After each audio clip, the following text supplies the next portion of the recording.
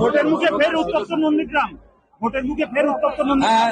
ওরা তো অনেক ভোটে হারবে, তাই আমাদের সংখ্যালঘু নেতা আব্বাসের বাড়ির সামনে বল ফেলেছে।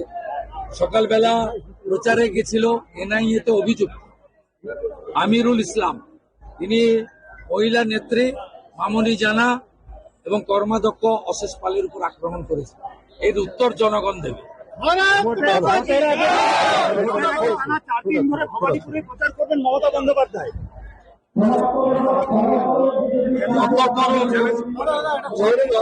হবে না, হেরে যাবে।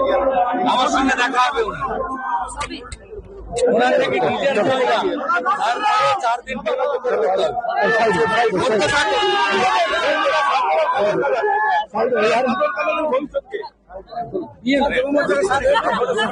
বিধান अरे ये नहीं भाई काम चाहिए ना, मैं भी अपना काम कर रहा हूँ।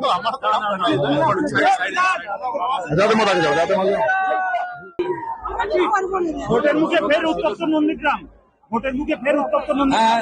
ওরা তো অনেক ভোটে হারবে, তাই আমাদের সংখ্যালঘু নেতা আব্বাসের বাড়ির সামনে বল ফেলেছে।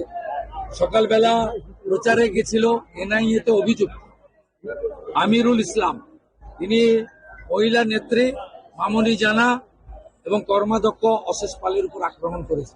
এর উত্তর জনগণ দেবে। টানা 4 দিন ধরে ভবানীপুরে প্রচার করবেন মমতা বন্দ্যোপাধ্যায়।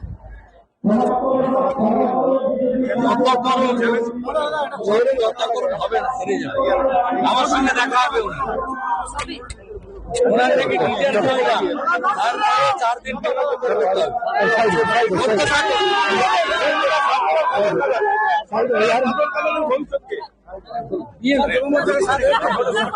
বিধাन